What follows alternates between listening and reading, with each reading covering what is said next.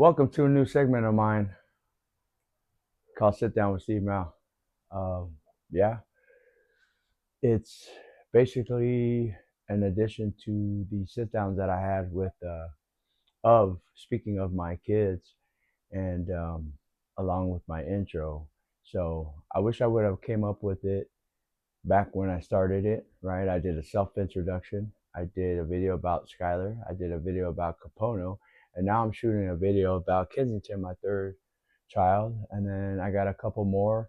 And then being that it's Sit Down with Steve Mao, I'm going to add worldly topics.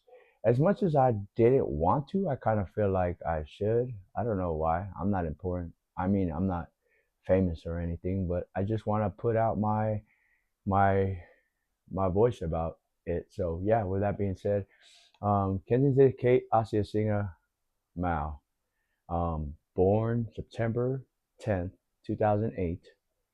Um, since day one, my daughter was a firecracker into this world. She brought a different element to the family at that time and brought her own personality. And everyone in my family is of their own personality as far as my kids go, right? And with Skylar being more conservative with her own personality, which was very big. She grew up around all adults at the time. And then here comes my son, Capono. Um, Funny as shit, funny as hell, but a little bit more reserved. And then here comes Kensington, hands down, just no cares in the world. Excuse my language, but no fucks given. Never apologized for who she was personality wise since day one. And she brought such a firecracker of a mentality and a personality since she was born. And so,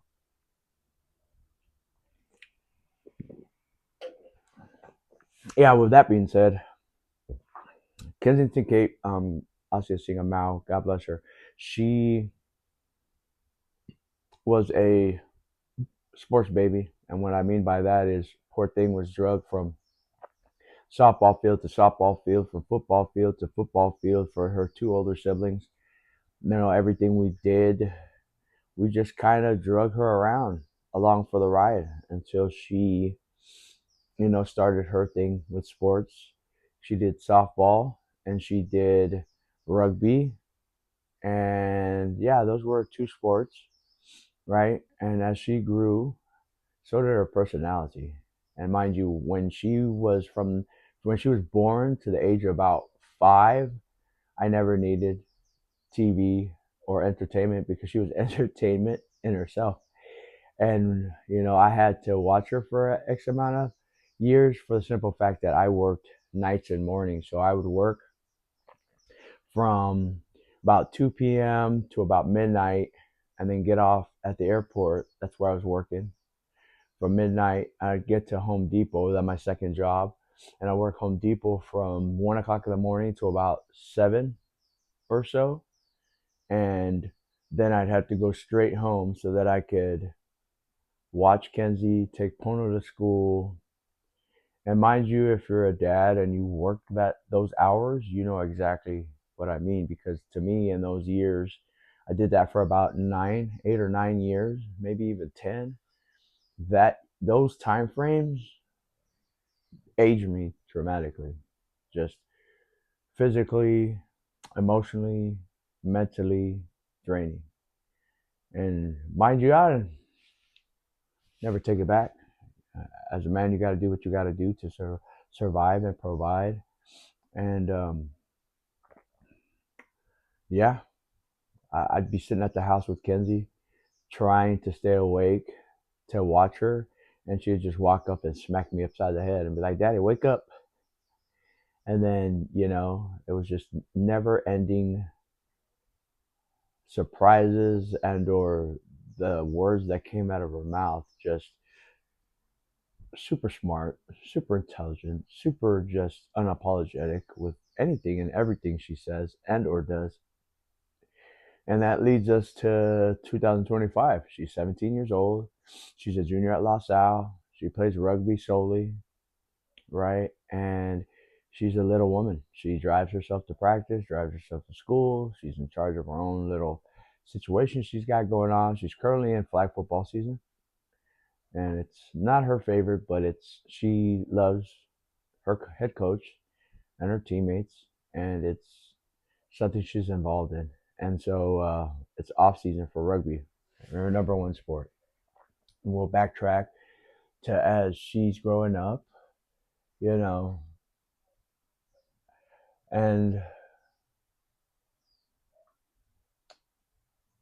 hopefully she won't be too upset with me. But yeah, as a young girl, my two oldest, school is just fairly easy to Skylar and Capono. But my baby girl, being that you know, I feel like no, we started her in kindergarten super young, so she has a birthday where she's like barely turns 5. She barely turned 5 after the fact. She started kindergarten, so to me that's super young. Anyways, she kind of struggled in school, struggled in elementary. Um, just it is what it is. It's like everything in life. Everyone's different. Everyone's born different. Everyone has their different times in their life where they pick up on things, right? And for her, elementary was a struggle. And then being on top of that, I remember in kindergarten, man, she had this little kid that was, I guess, bullying her at the time. And me being a father, I was super hot, bro. I walk her up to class, and I'm like, man, who's this? Who's a bully? Show daddy who your bully is. And she shows me, and it's this little Filipino kid. God bless him. Probably came up to his knees. I was like, man, if that little kid ever messes with you again, just pick him up and body slam him. We had this little talk. And no, I don't condone violence, but I do condone standing up for yourself. And that's what I've taught all three of my kids. And regardless of what you feel, right, I don't care. My kids are amazing human beings. My kids are steadfast and being good to others. Um, yeah, so if you don't agree with my parenting skills, you can kiss my ass. But anyways, back to Kenzie. Um, yeah, so elementary was tough. Um, she was always kind of bigger in stature amongst the other kids, and any Polynesian child, any Polynesian family, they know, right? They know the struggles of what it is. I knew the struggles of what it is to grow up Polynesian because from kindergarten to sixth grade, I was like the biggest kid. And I remember getting picked on, and I remember getting name called. And at the time, too, when my pops moved us out of LA County to Orange County, you know, being bigger than other kids, people didn't really understand or know what a Samoan or a Polynesian was. And so, they're just like, man, you're a super big ass Mexican, and I'm like, what? I'm not Mexican, no disrespect. I love my Mexican people and people of Hispanic, you know, ethnicities, but it was just super tough. And so Kenzie had to go through the same thing. She was always the tallest of her class. She was always bigger, than other kids and other girls. And, I know she struggled at that time, and we kept having to, keep her spirits up. And, and as she grew, so did her personality, regardless of what she faced and any adversities of being picked on or, looked upon. And, so just a PSA to all you parents, regardless of what your ethnicity is, do me a favor. Teach your kids what other ethnicities are. And that's the biggest thing. America is a melting pot of all different cultures. So, mind you, I even got picked on up until high school, and I fought a lot. It is what it is. But as I raised my kids, Kensington included, I taught them that everybody's different. Everyone's built different. Everyone's brought up different. Everyone has different color skin, different cultures they come from, just like our ancestors of Samoan descent came here to America, and my biggest issue is, parents that don't teach their kids that everyone's different, but we're all the same on the inside. We all have the same body parts. We all have red blood, a heart pumping in our chest, and it is what it is. We just come from different parts of the world, and that's what makes everybody so special. So just PSA to you guys out there, if you're raising kids, especially for my daughter's generation, take the iPads and the cell phones away from your kids. Take them to the park. Let them run around with other kids. Teach them how to interact. Teach them how to conversate. Teach them how to communicate. Because you guys are killing it, bro. What the hell? I'll touch base more on that with my little sit down with Steve Mao about my youngest son. But anyways, back to Kenzie, right? And so as she gets to about the seventh grade, eighth grade, um, we actually held her back to be in her correct year of grade and age. And yeah, it kind of set everything together perfectly because she caught up with um, the academic parts, right? And we took her out of regular conventional school. And if I could have done it all over, I would have never put my kids in public school, even though my wife is employed by public school people. But public school, especially in the United States, I feel like it's trash. And you guys can talk all the shit you want, and it's not against our teachers and or people that are educators. I just don't agree with the system in itself. You know, um, they took out all the physical educational part of letting kids get out and be more physical and more active, right? And they shove them in a classroom for 6 to 7 hours and then force them to sit there and stare at a computer screen. But anyways, back to Kenzie. Took her out of the conventional school, put her in a sports academy out in Long Beach, and she did well. We went Monday through Thursday. She did her computer courses, and then they did like an hour and a half of workouts, and I felt like that was the best thing ever. And then we leave there and we get past COVID, right? But up until those points, I want to say, because I touched base on like the whole um, sports academy that she went to. At that time, there was a short amount of time where she wasn't allowed to play rugby anymore because of her size and her weight. And rugby changed the landscaping and the rules and made it weighted. And I'm gonna touch base on this. Whoever decided that, shame on you. And I want to say more. I want to say a more blunt response to that because it took away a sport that my daughter loves so much, and because of some soft ass people. Sorry, you signed your kids up for rugby, which is a warrior sport like football. If they're not physical enough or mentally strong enough to play the game, then don't put them in that sport. I'm sorry, I don't apologize. Put your kids in soccer like everybody else that's smaller. It is what it is. I'm still upset.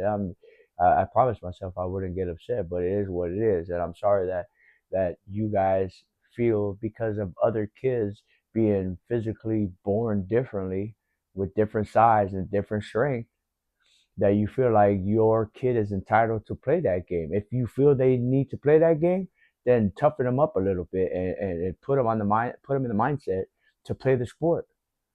Don't dog everybody else because your kid can't handle it.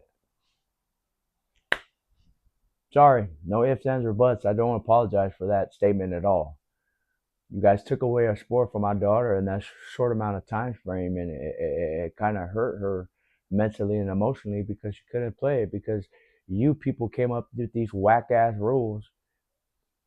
It is what it is. But going forward, she kind of explained to my wife and I and she was very sad and upset. She felt like she was letting us down, but she broke it down to us. She was done with softball. She said, I only played softball because I felt like I needed to play softball because of Skylar and because mom was a collegiate D1 college player.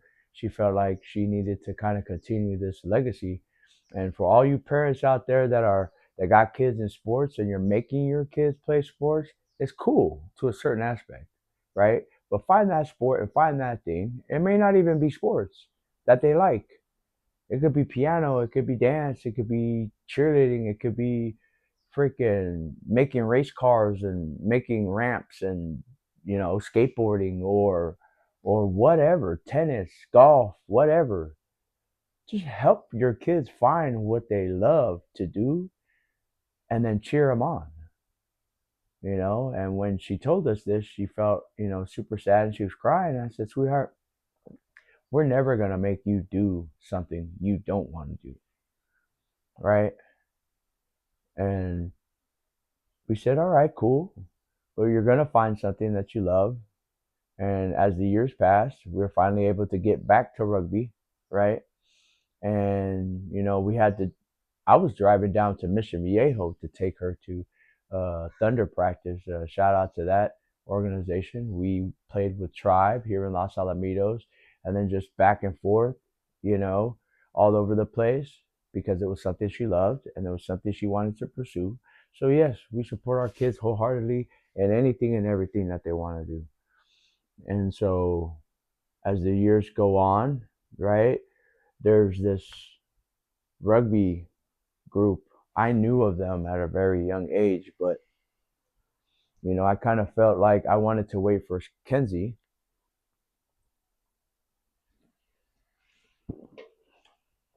to kind of be focused on it. And I warned her because she would always be like, well, why don't we go there to Belmont Shore? And I was like, let's just stick with who we're with for the time being. Because in my mind, and she's going to find this out, obviously, watching this, I didn't feel like she was ready for it because Belmont Shore is a very elite group. They're hardcore. They're good. They got great coaches. They got great people that are the supporting cast. They're admin and everybody that runs that. Shout out to them. And so I kind of waited for that time frame where I knew she kind of was going to ask me, but she said, Dad, I could see myself doing this in college. And so when she hit me with that, the light bulb went off. I knew exactly who to go to. I knew exactly who to reach out to get this ball rolling. And then that's who she's been with. Fast forward to this day, Belmont Shore Rugby has been such a great thing for her. And with the sport of rugby in itself too, I feel like she finally felt her like she belonged.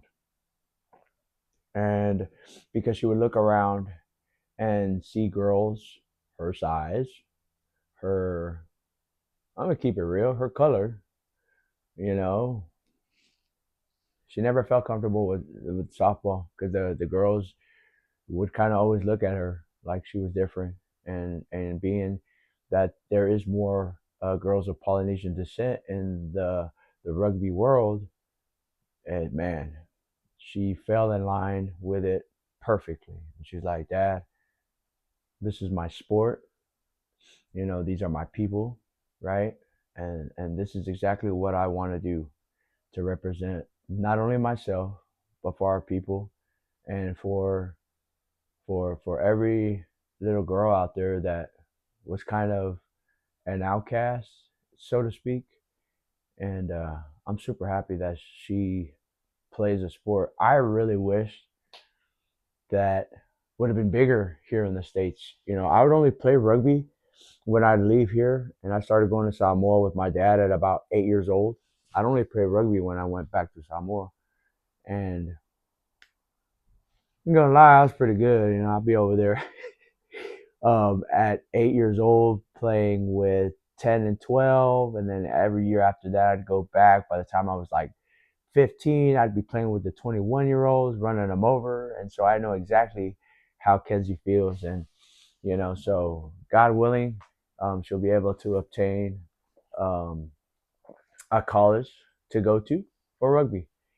And so, you know, in a blink of an eye, I'm already kind of getting sad because, you know, she'll be another child to leave the nest. And so, Kensington K, Asiasiga Mao, I love you. Super proud of you. Life with you has always been great. And being, fast forward our relationship from a little girl, she was always a handful. She was always her unapologetically, to this day, still that way. And now, I noticed a couple years ago, I'm going to say about 15, right? You know, hitting high school, my son, he's always like, Dad, you be letting this girl get away with murder, bro. Talks back to you. She's rebellious. She does whatever she wants to do. This, that, and the other, right? Skylar would kind of agree with her brother too, and Pono always vocalizes it. He's like, man, you let this girl walk around like she owns this house, and like I apologize to you, son, too, in my other video, but yeah, I gotta take care of the hand that's going to feed me in the future. And with that being said, my baby girl, I know for a fact, she'll be my caretaker when I'm an old man. And yeah, leading up to about 15, 16, 17, her and I be rolling around on my truck, and she's always telling me like, man, Dad, this, that, and the other. She's trying to like basically tell me what to do, and it's freaking hilarious.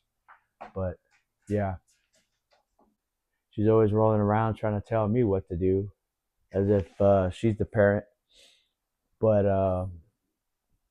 it's kind of hard for her to accept at times when I actually have to be dad and be hard to her. I know it kind of hits her a little differently than my other two kids, because my other two kids are used to me, right?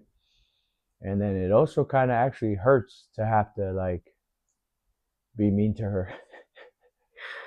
But yeah, she knows where my heart is. She knows what she means to me. Super excited for her future. Super excited for her to be a part of Belmont Shore Rugby. Super excited for her. Oh, I didn't get to touch base on how she's doing in school. So from, I spoke on elementary school, junior high wasn't too bad, right? We set her back a year to kind of be in the appropriate grade that matches up with her age. And then she gets to high school, right? And each year, year in and year out, these last couple of years, she's a 4.0 student.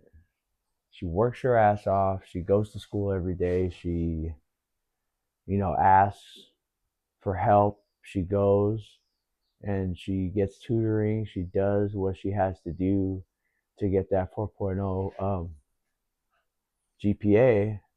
And yeah, um,